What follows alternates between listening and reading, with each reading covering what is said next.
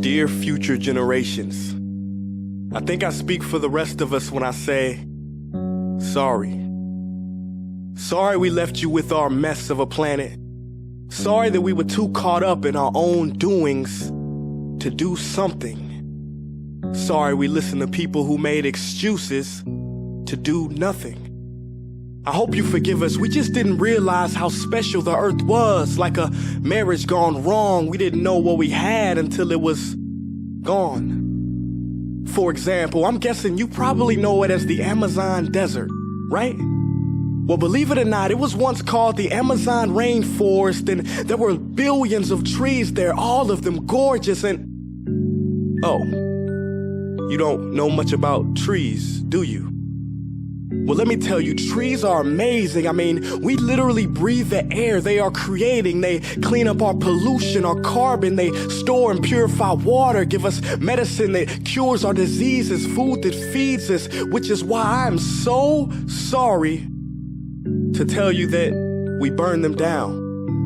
Cut them down with brutal machines, horrific, at a rate of 40 football fields every minute. That's 50% of all the trees in the world gone in the last 100 years. Why? For this. And that wouldn't make me so sad if it weren't so many pictures of leaves on it. You know, when I was a child, I read how the Native Americans had such consideration for the planet that they felt responsible for how they left the land for the next 7 generations. Which brings me great sorrow, because most of us today don't even care about tomorrow. So I'm sorry. I'm sorry that we put profit above people, greed above need, the rule of gold above the golden rule. I'm sorry we use nature as a credit card with no spending limit, overdrafting animals to extinction, stealing your chance to ever see their uniqueness or become friends with them. Sorry we poison the ocean so much that you can't even swim in them. But most of all, I'm sorry about our mindset, 'cause we had the nerve to call this destruction progress.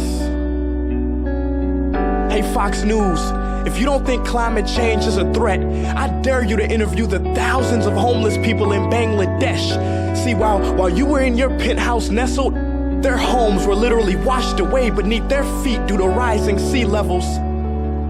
And Sarah Palin, you said that you love the smell of fossil fuels.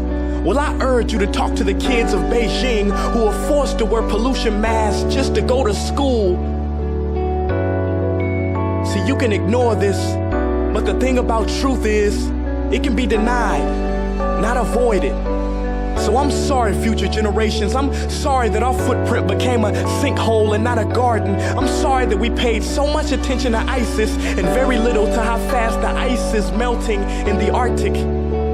I'm sorry we doomed you, and I'm sorry we couldn't find another planet in time to move to. You know what? Cut the beat. I'm not sorry. This future, I do not accept it, because an error does not become a mistake until you refuse to correct it. We can redirect this. How? Let me suggest that if a farmer sees a tree that is unhealthy, they don't look at the branches to diagnose it, they look at the root.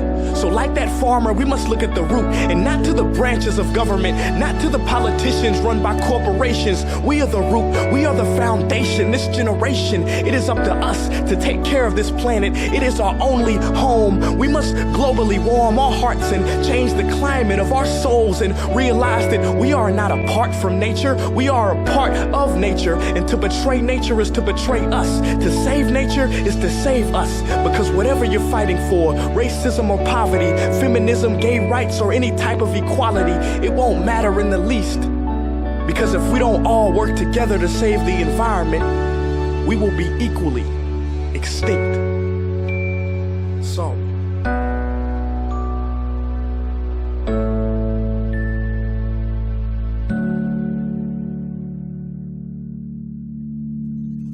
Hey guys, for the past several weeks, I've been here in Africa, the heart of Africa, witnessing the horrific destruction of the rainforest, which inspired me to write this piece. Why are forests being destroyed at such an enormous rate?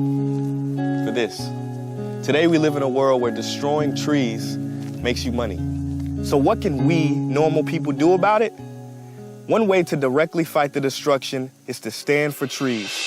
By standing for trees, not only can you save the lives of trees, help forest communities, and protect the rights of animals to live in their homes, but you will also balance the amount of pollution that you yourself give off with your everyday activities, making you a part of the solution and not the problem. This is the option that I chose. But whatever way that you choose to stand for trees, do it.